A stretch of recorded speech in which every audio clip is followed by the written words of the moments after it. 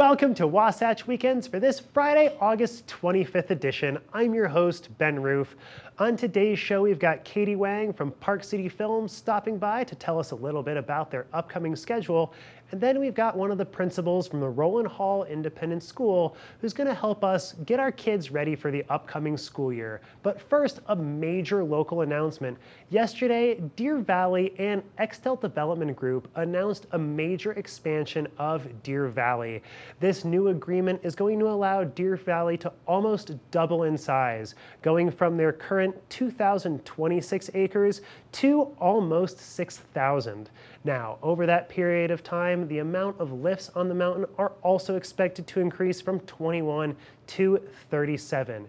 Now, the exact details of the agreement have yet to be made public, but I think over the next couple of years, we're going to see Deer Valley grow quite a bit. Now, let's take a quick look at the local weather.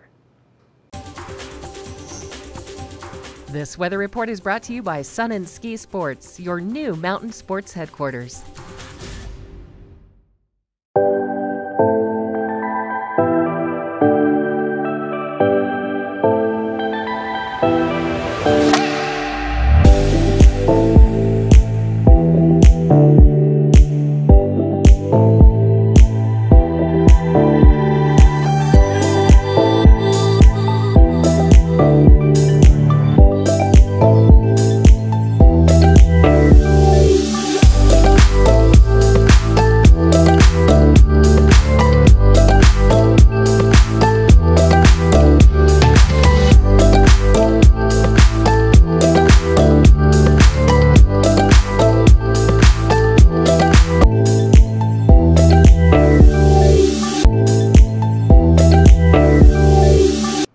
Welcome back to Wasatch Weekends. It's Friday, which means we're joined by Katie Wang from Park City Film. Welcome to the show, Katie. Great to be here. Thanks for having me. Well, thank you for joining us. So what do you guys have going on this week? Well, we're super excited. We're kind of rounding out our summer season, and then we're getting ready, a couple of weeks of closure, and then we'll be back for the opening of our 23-24 season on September 8th. But tonight, we have a fantastic kickoff to winter, but then also the culmination of the One Book, One Community selection this year. This year, the selection is Powder Days, Ski Bums, Ski Towns, and the Future of Chasing Snow by Heather Hansman. And it's been a great success. People have come together, talked about the book, read the book, done a bunch of events throughout the year. But tonight, we're kind of culminating that experience, as we like to do, with a movie. So we're showing the acclaimed documentary Swift, Silent, and Deep, which is about the Jackson Hole Air Force, which was a band of kind of misfits, rogue skiers in Jackson Hole back in the day. And it's, big names like Doug Coombs and, just skiers that you will know from watching the extreme skiing competitions and ski movies, Warren Miller, just all of those guys were part of this kind of rogue band of skiers that were going out of bounds and driving the ski patrollers crazy, but then just really changed how we perceive skiing and extreme skiing in Alaska and around, of course, the States here in the West. So it's a really fun way. It's a free screening, but fun way to celebrate that ski bum culture and just our love of powder snow. So it will be a free event that's at 7 o'clock tonight.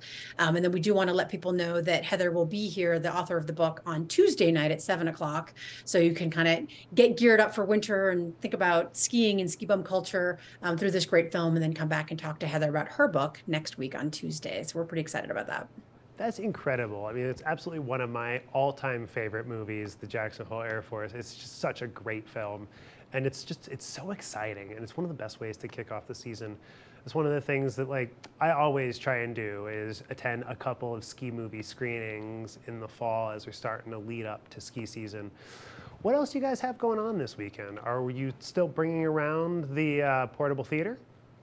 Nope. So the outdoor screenings are over for now. We're looking at doing some drive-in movies potentially in October. So stay tuned for that. Kind of another kind of round out for the fall and kick off to ski season. But tomorrow night, on Saturday night, we have a Made in Utah film. So one of our local talented filmmakers is bringing to us Show Business is My Life, but I Can't Prove It. And this is about comedian Gary Mule. And he's kind of he's so well known within the world of comedy. And you have all these A-list comedians on there, talking about him and how much they love him. but to the general public, he's not that well known. And it's just this kind of fascinating story of someone that follows their passion and just kind of makes the most of the life that they have. And so he's got this very interesting trajectory, and you'll hear from Jay Leno and David Letterman and kind of the who's who again in comedy, and just how he really changed their careers and really inspired them, and kind of a behind the scenes, one of those kind of great stories that you get to uncover. But we'll be joined by the director, JB Sanon, and the local producer here, Heather Welk, after the film, so they can talk about how they found the story, what it took to make the story. And one of the things that I found fascinating is that when they call all these well-known celebrities now, immediately they're like, Gary, a story about Gary, like, yeah, sign me up, like I'm totally in. So it's just kind of fun to see like that inner network of just how he's impacted all of these well-known people, but just again, like as someone that perhaps people are not as familiar with here in the general populace. So that'll be Saturday nights at 7. That is a paid screening, just our regular ticket pricing, $8 for general admission, $7 for students and seniors. But you can get those tickets in advance at parkcityfilm.org, or just show up, of course, at the box office an hour before showtime and get your tickets there. Same thing for Swift, Silent, Deep. It is a free screening. People can register in advance if they like, but of course they're just welcome to show up. It's a very big theater. We've got 200 people registered for that film, but 450 seats, so plenty of room for more ski enthusiasts. And that'll all be at the Jim Santee Auditorium, I would assume? Yes, yep, 1255 Park Ave. We're on the 3rd floor of the Park City Library building. But yeah, we're inside for now. It's been raining cats and dogs the past few weeks, so we're actually quite pleased that we are returning to our indoor screenings for the moment, and not having to deal with lightning strikes and foul weather. Just come on inside. The water's warm. We'd love to have you. Well, and you guys have barely even had a chance to have very many screenings in the new theater, right? You guys have been outside most of the summer, and now getting back in, it's a whole new theater, all renovated and everything, ready for winter, right? Absolutely. So we've got brand new seats. We painted the floor. We just got new blackout curtains. So it's like kind of the little details that once you see it, it kind of brings everything together. And it's just this very kind of soothing but inviting environment. Whereas I feel like before it just felt, and it was, honestly, it's been 20 years since it's been updated, but really to see it all come together, and just reflect the high quality of the films that we're bringing in, but also the community that surrounds us in the building that we're in, right? It was renovated a few years ago, and it's just this beautiful, multi-million-dollar upgrade. And the theater was kind of lagging behind a little bit, just in the aesthetics. Certainly the quality of the film projection has always been state of the art, but to have that all kind of come together has been very gratifying to see. And we're really excited to have people come back and experience all of that at these movies. And then certainly as we open up our season in September. Well, and it's so great to have such an awesome community staple there, and to have so much wonderful programming, and to have a refreshed local landmark too. What else can people do to either help support Park City Film or come learn more information about you guys? So if you go to parkcityfilm.org, if you go to the upper right-hand corner, we've got a membership program. We'd love to have you join. Memberships last for a year, and they include everything from discounted film tickets to our movie screenings, to, if you're all the way up at our highest tier, free tickets to movie screenings, and also invitation to our special events, which we are planning a lot of for this fall to welcome folks back into the theater. We also have volunteers. We're looking for volunteers every weekend to help pop popcorn. So if you want to add something to your resume, learn that the craft of creating some of the best best popcorn in Park City. We're happy to teach you how to do that. And that's going to be in the lower right-hand corner. And you can check out our schedule. We've scheduled out now through the middle of October. So you can see lots of the films, see what films we have coming up and which films you might want to participate in, and get some free tickets to the movies or bring a friend. We are kicking things off with Asteroid City, just as a little teaser out there. So Wes Anderson's newest film, which we're excited about. But yeah, lots of ways to support us, and you can certainly be an underwriter for any of our films. All that information is on our website. We'd love to have you support the films that we bring to Park City and kind of make the magic happen. It definitely is a nonprofit organization. We rely on the generosity of our patrons, of our film-loving community, and certainly our sponsors to make it all happen. And then I got one last question for you before I let you go. You are off on a trip here coming up pretty soon, right? Yes, so I'm headed off to the Telluride Film Festival over Labor Day weekend, and it's the 50th anniversary. So we'll be there an extra day. And they just sent out an email saying what happens in Telluride stays in Telluride. So I'm expecting there'll be some exciting events going on that we'll only be privy to, our little group out there. But this is where I get to see some of the best films of the season and help bring them back to Park City so that our community can enjoy them as well. But it's kind of a busman's holiday a little bit, but it's my favorite time of the year. So I'm super excited. Awesome. Well, I hope you have an absolutely wonderful time and bring us back some amazing films. Katie Wang of Park City Film, thank you so much for joining us. Thanks for having me. Well, we will be right back with more Wasatch Weekends after a quick break.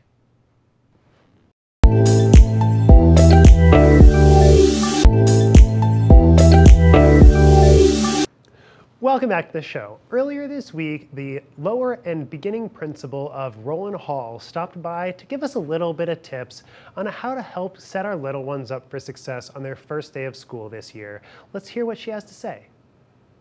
Welcome back to Wasatch Weekends. It's back to school season, and we've got Emma Wellman from the Rowland Schools joining us. Welcome, Emma. Thank you. So, it can be a little bit stressful for us to, especially if we're kids, getting ready for the new school year, and the younger the kids are, the more difficult that can be. So it's my understanding that you've got some tips and tricks for us to help get our kids ready for the new school year. I sure do. So first I'll just explain what my job is. I work at Rowland Hall, which is an independent school. We serve kids from 3 pre-K up through 12th grade. We're here in Salt Lake City. And one of the things that's a big part of my job, since I get to work with kids in our beginning and lower schools, which is 3 pre-K through 5th grade, is helping with that back to school anxiety, which pops up for lots of kids in these younger grades. And it shows up in different ways, of course, for 3-year-olds than it does for 10-year-olds. But there are also some strategies that work all along that span of ages. So we created a set of tips. I want to give credit and shout out to our emotional support counselor, Deborah Wright, who was one of the minds behind these tips for families who are working through their first days of school. I know here in the Valley, a lot of kids had their first day today. Here at Rowland Hall, our first day will be tomorrow. And then other folks are continuing throughout this week and into early next week. It's an exciting time. So one great tip is just to talk about what to expect in advance. Lots of great parents know that this is something really helpful. Sometimes we talk about it as priming. So the idea is that you can help your child know what to expect by talking through maybe what door they're going to go in, what it might feel like for them as they enter a new classroom space. You can talk about what their lunch routines might feel like, what they're going to wear, how they'll ask for help when they need it. All of those kinds of things can be really helpful. And I would suggest that this is not one conversation, but it's a few that are sprinkled over time leading up to the first day of school and even after that first day of school. Well, and I would imagine, go ahead. No, you go ahead. Well, I would imagine that for younger kids especially, that first day of school can be really scary. It's, maybe new people, a new teacher, a new environment, a new routine.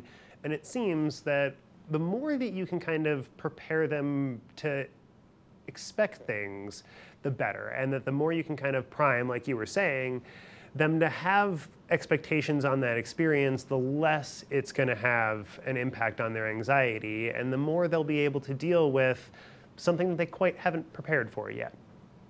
That's exactly right. And I think it's a great strategy for all kinds of moments in life, not just back to school. And it's true also for social interactions. Sometimes we'll hear kids who are worried. This is our second tip.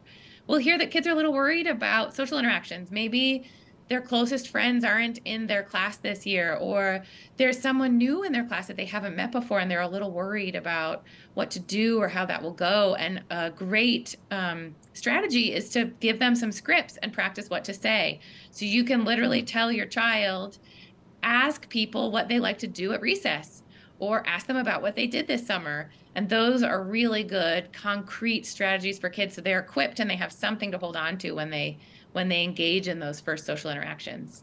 So almost like role playing with the kids in that like first making friends interaction to kind of help them build the toolkit for those? Exactly. Role play is super effective. Even though it feels cheesy to grown-ups, it's really effective for kids. Oh, and it's my understanding that it can be quite effective for grown-ups too, despite how cheesy it feels. Just a little bit of that practice, a little bit of that muscle memory going in can really be helpful, especially for younger kids. And I know that one of the biggest challenges for a new school year is that social circle, like you were saying. I mean, can be that you're going to a new school or in a new school year, the entire social environment has changed dramatically. And that can be a really difficult transition for some kids. Do you have another tip on helping us navigate that transition a little bit? Sure do. So I would say stepping back to before you actually give them scripts or talk about what to expect, I think a really key component of an interaction where you're talking with your child about going back to school is just to honor and acknowledge and not dismiss their worries. They may seem a little bit small to us, when kids are worrying about how they're going to get lunch or if they get lost on the way to the bathroom. But if you can take yourself back in time to when you were 6 or 4 or 8 and how large those things loomed in your own mind and in your heart, it will help you build empathy for your child. And I think they can really feel that difference when they have been honored in their worries. And then right after you've sort of acknowledged that, that's when you step in with some strategies as well as a message about how confident you are that they can handle it, that they are ready, and that it's all going to go just fine. Well, and that can definitely be a challenge, especially for most parents, is really taking a moment to recognize that even if the kids' concerns seem really silly, really small to us as, adults with so much going on in our lives, it can be their whole world. And sometimes we really need to take that moment to recognize that their challenges are different. And especially with younger kids, a lot of times they need help and encouragement to properly surmount those challenges. Mm-hmm. And the opposite can be true in my experience too. Sometimes parents are worried about things that are not at all concerning to children. And so parents will sometimes inadvertently share their worries with their child about the beginning of the school year. Maybe they're not so sure about another child who's been placed in their child's class, or they don't know the teacher. It's a new teacher and they're not sure they can trust them with their dear one.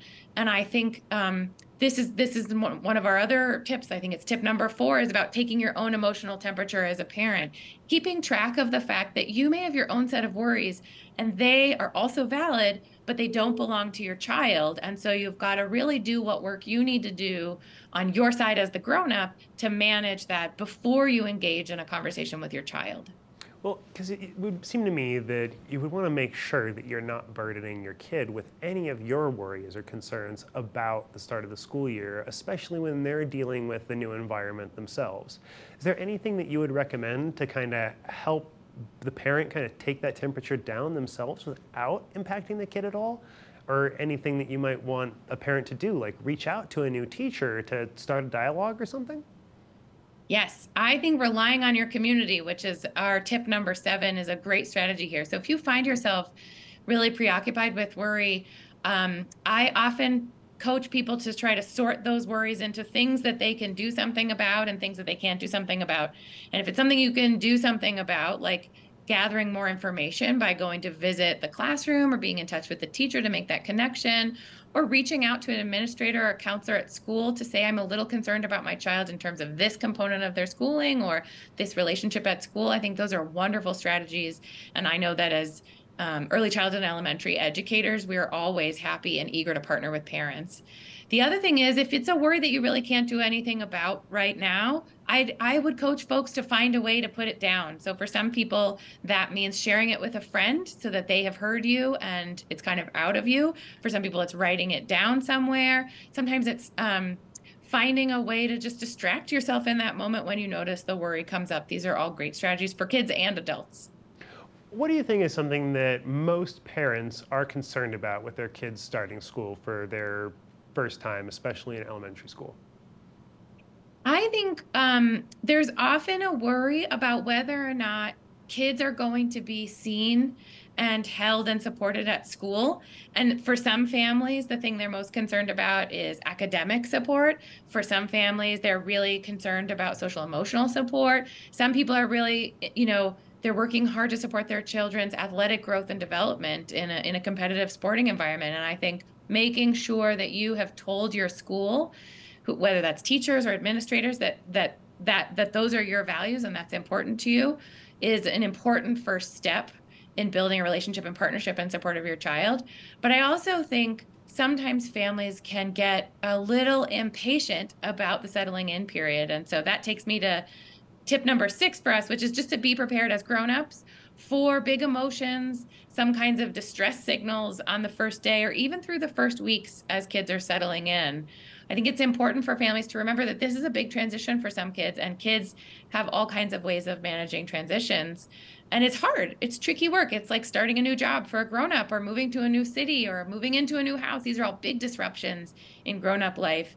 And starting a new school year is really analogous to those. And so being okay with the fact that it might be a little hard for a while, and having it be a little hard is not a big problem. It's just what is, and it's okay, and it'll be all right. And so being ready for some tears, or some tantrums, or some anger, or some stomach aches.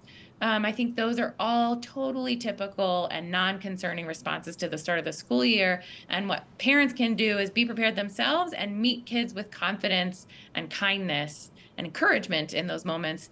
And if you find that the child after a number of weeks isn't settling in, then it's definitely time to reach out to the counselor at your school, or the teacher, or an administrator. Well, Emma, we're starting to run out of time. Is there any last tips that you've got for parents before we go? No, I think we covered most of the bases, and I'm just so appreciative to get to share these ideas with families. I do want to say, if you are interested in reading a little bit more about these tips, you're welcome to visit our website. We have them at rowlandhall.org/BTS tips. BTS is for back to school, so it's rowlandhall.org/BTS TIPS. You can also find this information on all of our social media channels. Awesome. Well, Emma Wellman, the principal for beginning and lower schools at the Rowland Hall, thank you so much for joining us.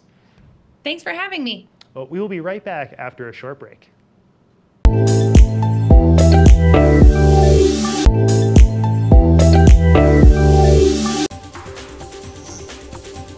This weather report is brought to you by Sun and Ski Sports, your new mountain sports headquarters.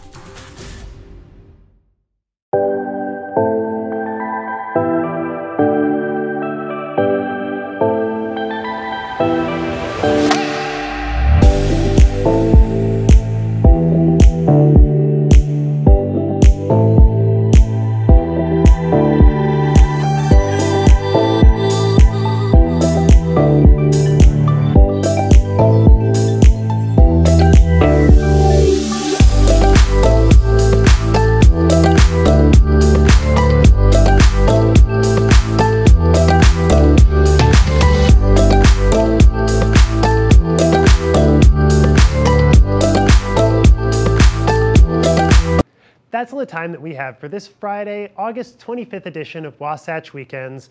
Don't forget to catch us tomorrow for our special 1-hour Saturday episode, where we're going to be talking to a new Park City business. We're also going to grab a wonderful recipe, and we're going to listen to some local authors talk about their new books. Until then, this is Wasatch Weekends. I'm your host, Ben Roof, and we will see you tomorrow.